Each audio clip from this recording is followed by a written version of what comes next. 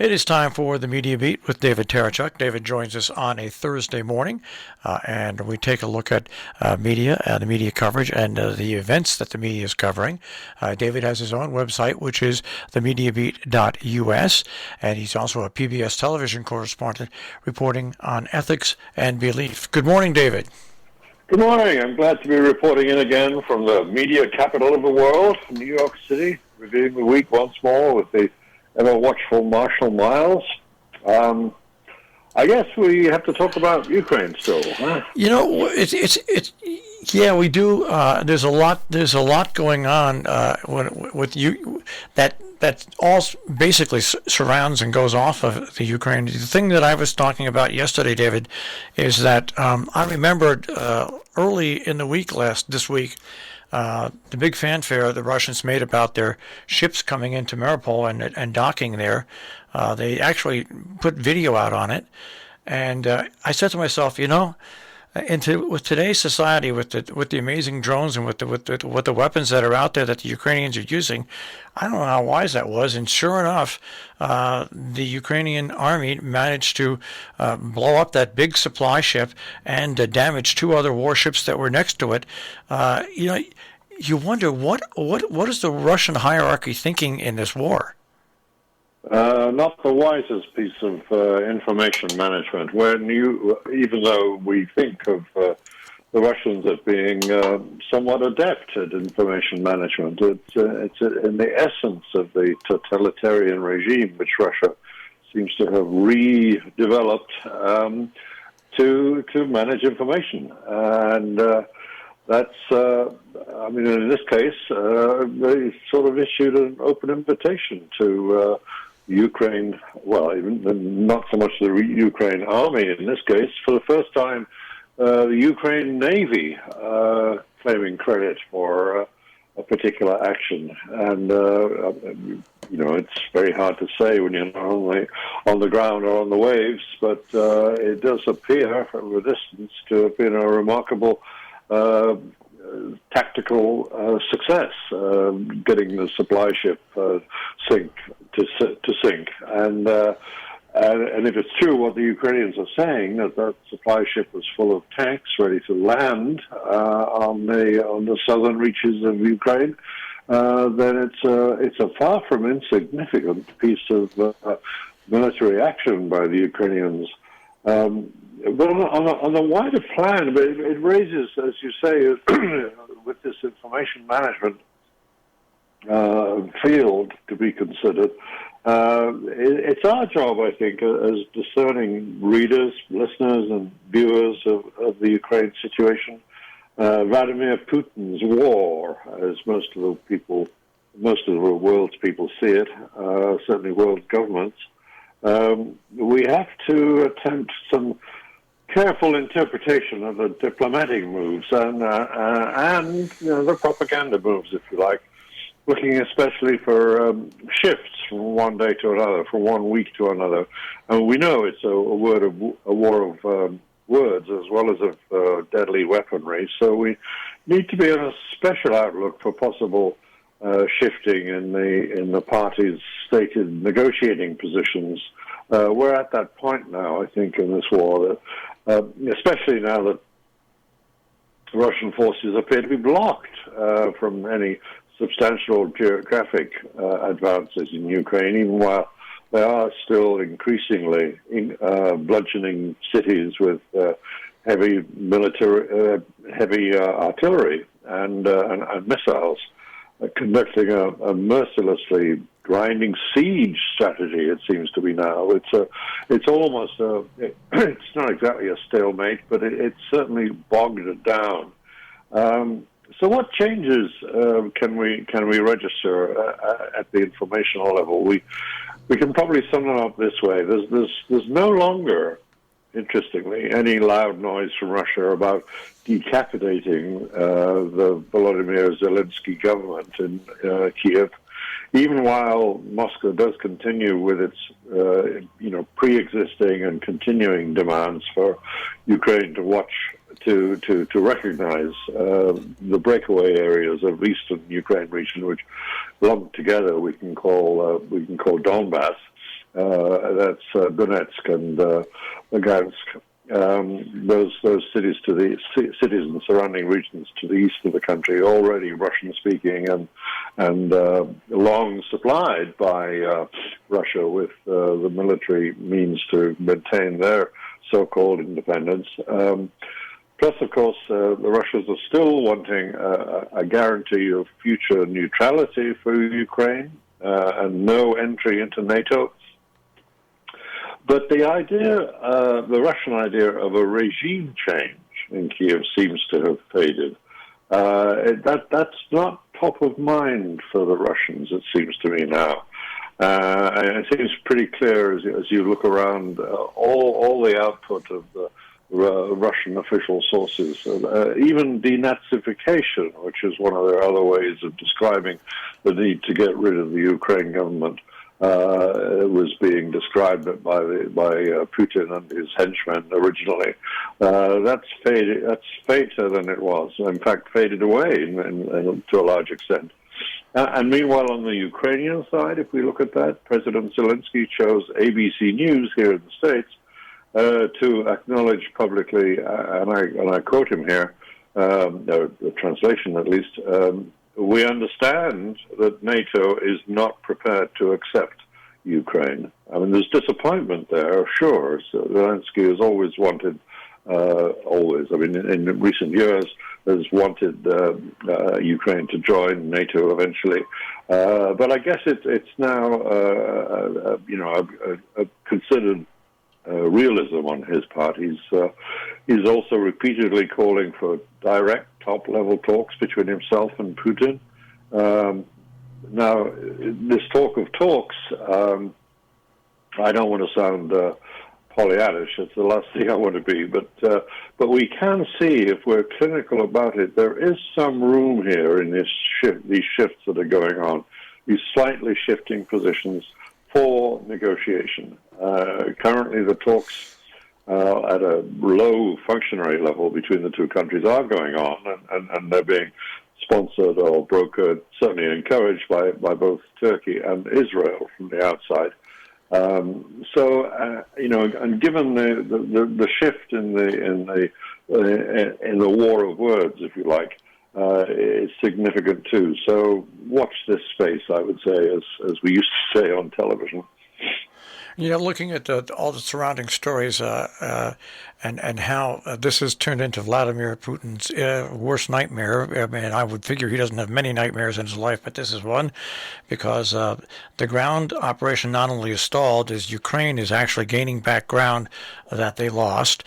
Ukraine has now obviously been stocked by not only the United States, but weapons from the European Union in general, and they now have weapons power, and the Russians basically had put so much into the beginning of this that the only way that they can try to do anything is what you've talked about, is to just the scorched earth policy, which is leaving their reputation far, far behind. And now President Biden went to and spoke with NATO and the European Union.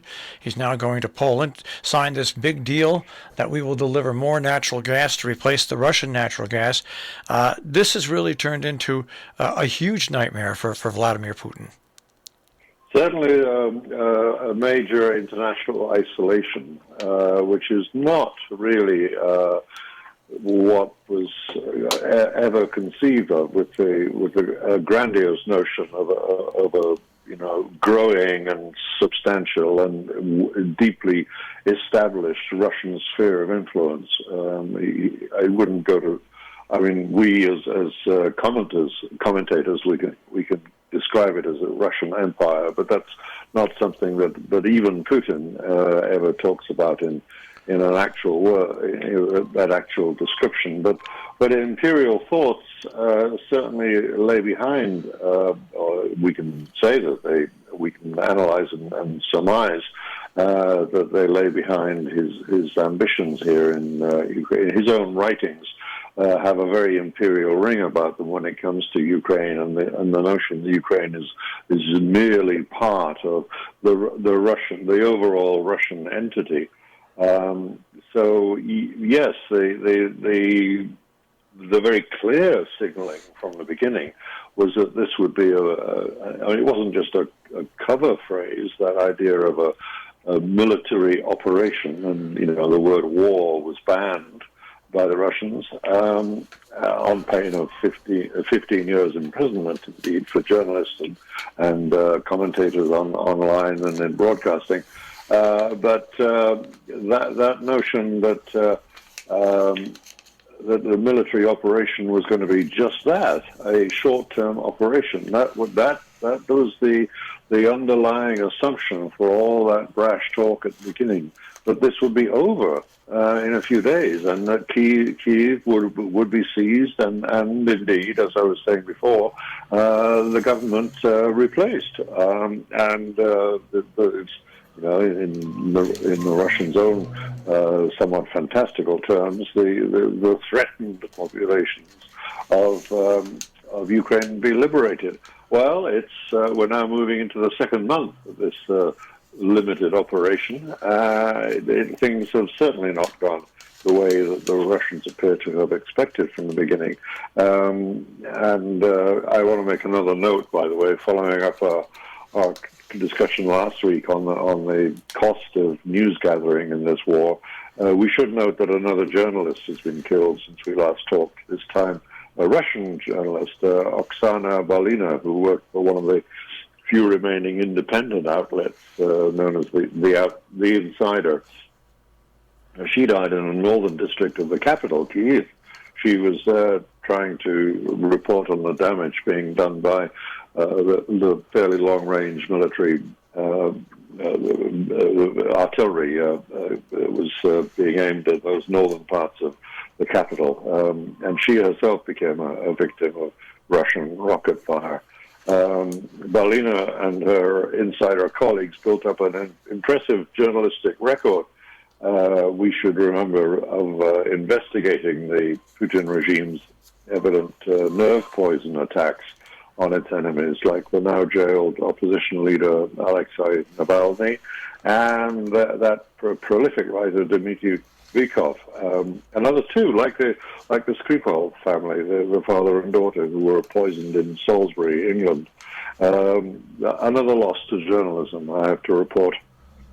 Yeah, just absolutely amazing to look at it. And one final note: I think that the Russian ships out in the ocean off of Crimea that are shooting these cruise missiles, I think they're going to be on high alert now after the Ukrainians sank those three ships in the port of Mariupol. I think that also sent a message that you're not even safe out there.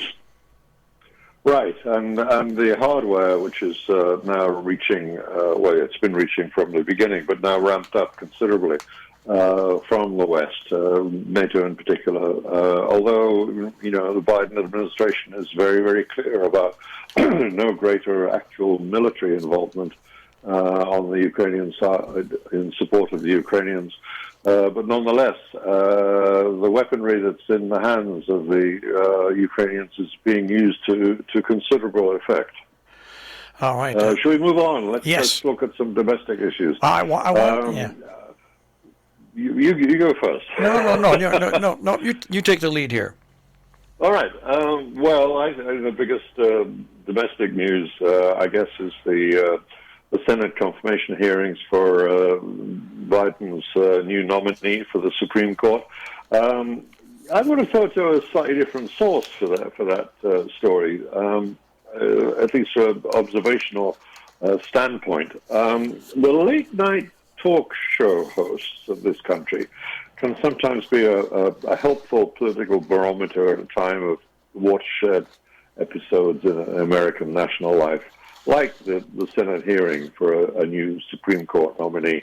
The Senate here is, of course, exercising its advice and consent role, and the administration is clearly, hoping for complete consent confirmation for Ketanji Brown Jackson in the role of the newest member of the Supreme Court. But Republican senators' supposed grilling of the judge was often revealing some really questionable racial attitudes underlying them. Now that they were confronted with the first ever female black nominee, and Jimmy Kimmel, amongst those late night hosts, was very pointed in his remarks, and I want to quote them now because they probably sum the situation up better than any of the miles and miles of column inches that have been devoted to this subject in the media this week. Let me quote him. He was addressing the Republicans directly. "I think your dog whistle's busted, guys. Everybody can hear it now." And it's worth noting Kimmel's other barbed comment. Not every Republican was impressed at all by the judge. Senators Marsha Blackburn and Josh Hawley were like, "You lost us at Ketanji." Yeah. And also, if it doesn't have to be particularly concentrated, our observation on the racial attitudes being suggested here. But if there was a prize awarded by the press for just the most boorish performance in the Senate committee across the board, not just on racial matters, it would have been given to Lindsey Graham, I think. His performance this week was, could be called hectoring the witness, I believe it's called in courtrooms, incessantly interrupting and loudly lecturing the nominee. Several reporters I noted referred to his baring his teeth. It's not an image I'd ever want to linger over, but I mention it in passing. And we can perhaps all remember Graham dominating, or maybe the right word is domineering, the coverage of Justice Kavanaugh's confirmation hearing, when he pretty much lost it then too. And I'm calling his boorishness a performance with this simple. We know senators always grandstand in these opportunities. That's in essence what they see them as being, an opportunity to grandstand. But to what degree it was an act, if you like, is this simple fact that Lindsey Graham voted for Judge Jackson being appointed to her previous judicial positions on the federal district court and then the D.C. Court of Appeal. Only last year voted for this judge that he's now bad-mouthing so boorishly. I think we can all make our own judgments about that. It's it's a scene that has become it's like everything. It gets more and more acrimonial every time whoever goes up to be in front of a Senate panel, and it deals more and more with political issues and not the issues of the qualification of the person that's being nominated, and then that's where it really goes off the rails. It's pretty amazing to see that. Yeah, absolutely, and then in this case. Graham was kind of relitigating that last nomination procedure with Justice Kavanaugh. He was even trying to, in some fantastical, illogical way, trying to make Judge Jackson answer for the appalling treatment, as he saw it, of her predecessor being appointed to the court. It was nonsensical. But this social and political advance, another female first, promised by Judge Jackson, if she's confirmed, becoming the first black female on the High Court. We perhaps ought to pause this morning and recognize an earlier extraordinary first female, the first female Secretary of State for the United States, Madeleine Albright, now dead at 84. Her family fled from communism in Czechoslovakia, and 3 of her grandparents were Holocaust victims of Nazism. So twice over, she's been, at a very young age, a refugee, and it was heartening to hear about her own reflections on being a refugee and how important it is that America fulfills its long traditional historical role of welcoming refugees. There's a lovely story she likes to repeat. She did like to repeat herself about being Secretary of State at a swearing-in ceremony for new citizens and hearing one of the new U.S. citizens say about herself that she was a refugee, and here she was getting her citizenship letter, citizenship certificate with a covering letter from the Secretary of State saying that she was now an American citizen, and Madeleine Albright stepped in to say, well, the Secretary of State herself was a refugee. It was a consistent theme in her public statements about her own life. Those early days of her family's persecution only became evident to her when she had reached the top position in the State Department. She didn't know until then that her family even was Jewish. She'd been brought up Catholic, or at least the family was of a Catholic persuasion. She was appointed by President Clinton, of course, first as UN ambassador, which is where I first met her when I was at the UN in the 90s, before she was given the most senior State Department position. In that top role, she was central, and this is perhaps very ironical now, given the Ukraine situation. She was central to persuading President Clinton to launch bombing attacks in the former Yugoslavia, leading the NATO alliance in that action then. A necessary military action, it was argued, not least by Ms. Albright herself, because of the wholesale mass murder, so-called ethnic cleansing at the time, if you remember, of the civilian population. Such a military operation for the United States now in Ukraine is, of course, being very firmly kept off the table by the Biden administration and NATO's present-day leadership. Interestingly, I should perhaps mention, in this context of massacring of civilians, is that in retirement, Ms. Albright said and wrote many times that her saddest regret about her career was America's failure to step in and prevent the genocide in Rwanda in 1994. Political leaders' memoirs, by the way, can sometimes be stultifyingly boring, but I commend Ms. Albright's memoir called Read My Pins. It's a reference, of course, to her famous use of lapel jewelry, brooches or pins, to make a diplomatic point. When I was at the UN and she was there, we used to call it Madeleine's jewel box diplomacy. She wore a coiled gold snake, that you might remember, after Saddam Hussein called her a female serpent, and she sported a massive pin that was obviously a bug. I mean, the insect kind of bug, I should say.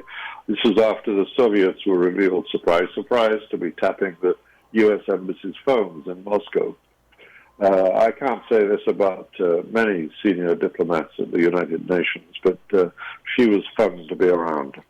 And it's always tough to be the first of anything. You're breaking new ground, and you're going against tradition. And when you look back at her reign, she did a hell of a job. She did, yeah. Many substantial successes, and some sort of subtle nudges, shifts, pushes of the United States in directions that it's hard to ever say that responsibility for historical development is the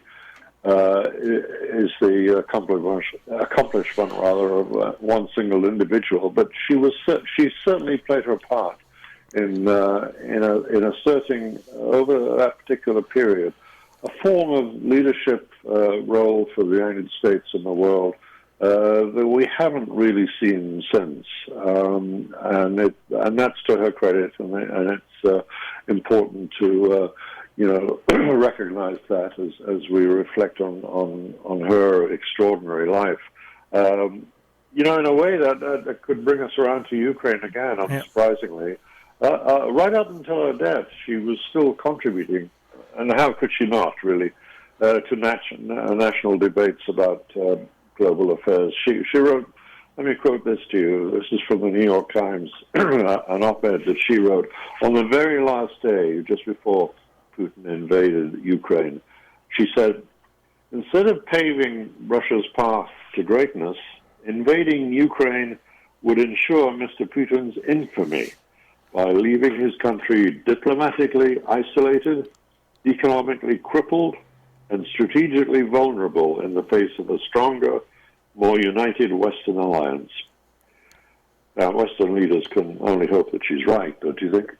I think that they do think she's right, and I think that all the talk of how useless NATO was is now way gone out the window, and we see that something, a good idea, as long as it changes with the times, like NATO, is needed, and more than ever, this incursion into what Putin has done has just shown that it's needed.